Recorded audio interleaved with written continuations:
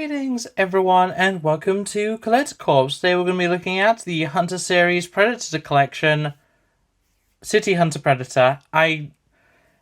It's Predator 2 Predator, that's all you need to know really, and I have looked at a figure in this range before, that being I wouldn't say it's the Berserker I looked at before, and I made a lot of mistakes during that review, so I'm going to try and rectify the vast majority of the things that I said wrong. Mainly the fact that I was still very new to the entire hobby of just action figure collecting, toy collecting, whatever you want to call it. 7-inch. 7-inch fully posable figure. I took that to mean it's, that's the height of it, that it's 7 inches tall. I now understand, and, it feels really dumb now because I do have a much better understanding. Obviously, it's because it's 7-inch scale. It does definitely scale better with 6-inch figures than I'd think for a 7-inch figure, but it is 7-inch. It is taller than most regular people in 7-inch scale. So yeah, I made a mistake with that. There were a few other things that I don't think are as necessary to call out, but that is something that I needed to rectify at the start of this video if I was going to do another one of these. I understand 7-inch scale. I didn't at the time. That's just how it is. I thought that 6-inch and 3 3/4 were the scales, and then 12-inch or that sort of thing, the larger scales. I was wrong. I'm more than willing to admit that I was wrong, and yeah, let's just stop blabbering and open this box up. But before we get into the figure, I just want to point out this really nice little diorama piece that you do actually get in the box. It has a nice little stand with some nice little detailing. It's just a printed back, but even compared to Marvel Legends, which I often will point out as being oh, this is a cool design, a good backdrop, whatever, this is straight up a scene. You could put figures in this, I've got some things for comparison later, but that's a scene right there. That's really cool. But yeah, let's just get into the actual figure for review. And here we have the Predator to me. I'm a huge fan of the Predator series, and beyond everything else, Predator 2 is my favourite film in the franchise, including all the AVP stuff, which I do adore, but it's so good. And sure, this is not perfect. There are some colour options that are a little bit too light in my opinion, as well as the fact that I do think that the mask should be a bit more of a gold rather than a bronze. But overall, this is definitely the City Hunter Predator, and that just makes me happy. You have all the little details, the different version of the shoulder-mounted cannon, which is more of a... kind of looks more like a missile launcher sort of thing, kind of like the ex-wife from Iron Man 2. You have the dual blades, which, iconic as always. I love that look. Just the dual blades. It makes no actual sense compared to the single blade, but it does look so, so good. The same reason that a character like Wolverine looks so menacing, having 3 blades per hand. Having 2 blades compared to 1, it's just more intimidating. It's really nice. Detailing-wise, he does look pretty good. I'm a fan of all the armor detailing, even if it doesn't have a wash or any sort of actual paint detailing. It is a bit disappointing in that aspect, especially when it comes to things like the little data pad on the side. I wish it had some paint on it, even if it was something basic. I'd honestly, if they'd literally just put a little countdown timer on that, I would have been very happy with that just alone.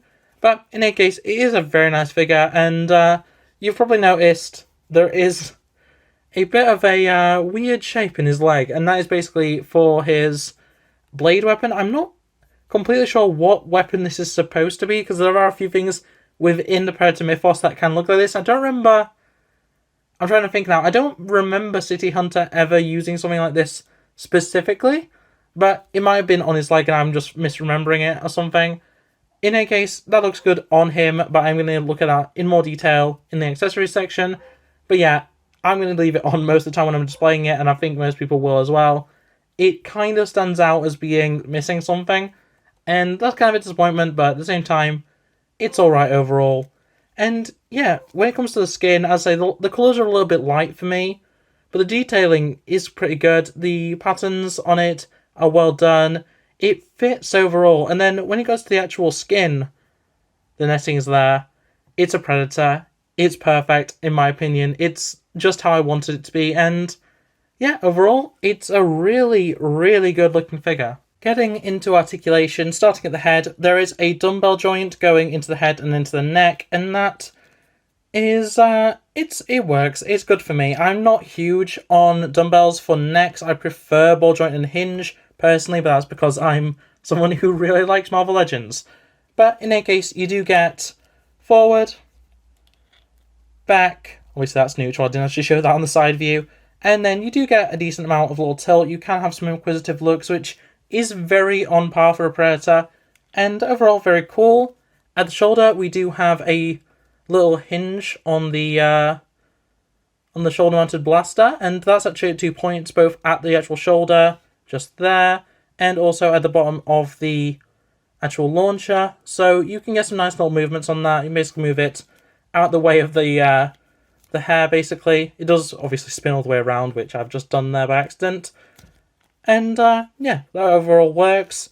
Then you don't have any center, crunch action, but you do have hula hooping, which is done very well. It's something that I really enjoy about the other Predator I looked at, the Berserker. It works here. I like it. I do wish that there was more to it, but honestly, I don't really need him to crouch down too much, and he does have a pretty good look up, so he can't actually look into a tree or into a skyscraper or whatever else. It works for me. I'm fine with it. At the arm, we have out. Isn't that impressive, but it's still reasonable. Nothing at the bicep, but we do have a ball?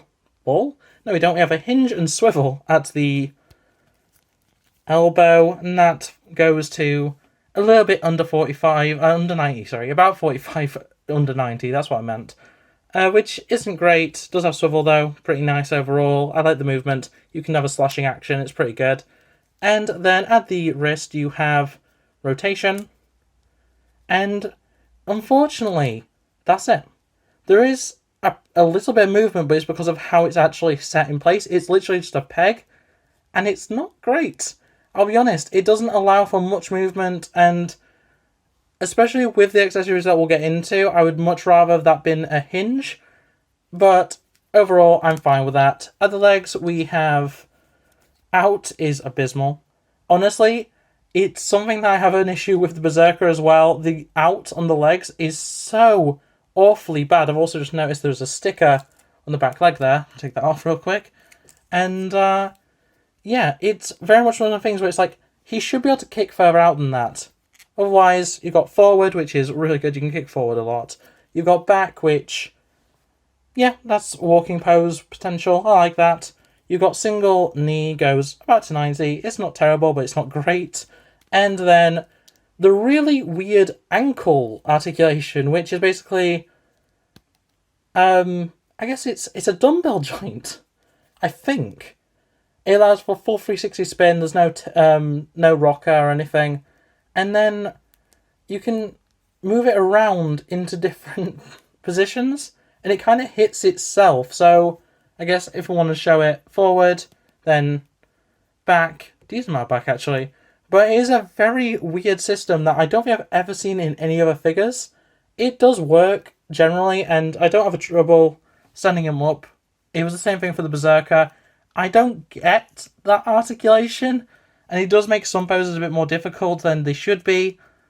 But overall, I think it's fine. For accessories, you get the throwing disc, which I showed attached to the leg earlier, and it fits pretty well into the hand. There's various different holes. You can fit it in a few different ways.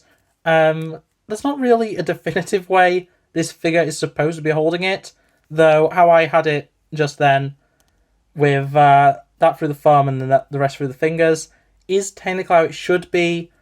But in any case, it's a very nicely detailed thing. It's a bit basic, it's just a disc basically, but it does have okay detailing, and quite honestly, I don't think it's terrible. I just don't think it's worth that much value as a weapon. I say, it just goes on the leg like so, and I think that's where it's going to stay for the rest of its life. Then you also get the pike, which is very basic. I wish it had some sort of wash or paint detail, but it is just plain silver, and it does fit pretty snugly into either of the hands. And yeah, this is what I was saying about how I wish there was some sort of hinge to the wrist. You can't really do too much with it in the hand, and that's kind of disappointing, but at the end of the day, it works for the overall look. You want a weapon like this for Predator, so overall, I'm fine with it, and I think it's a pretty nice selection of parts, especially when the Berserker literally just came with an alternate shoulder cannon, and that was it.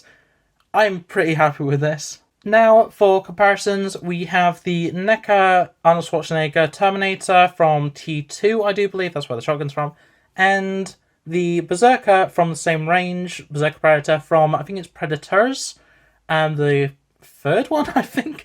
I get the order a bit mixed up, but overall, I think this works. The Berserker is slightly taller than the City Hunter, which I think is pretty accurate, and about the same height as Schwarzenegger, so yeah, overall, it works with, like, the contained universe, and I don't have a 6-inch or 7-inch scale alien, unfortunately, xenomorph, anything like that.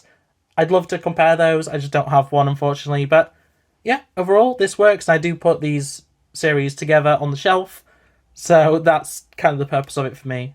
And then, for a mixed display, we have the Black Series Star Wars Stormtrooper, which obviously is 6-inch range.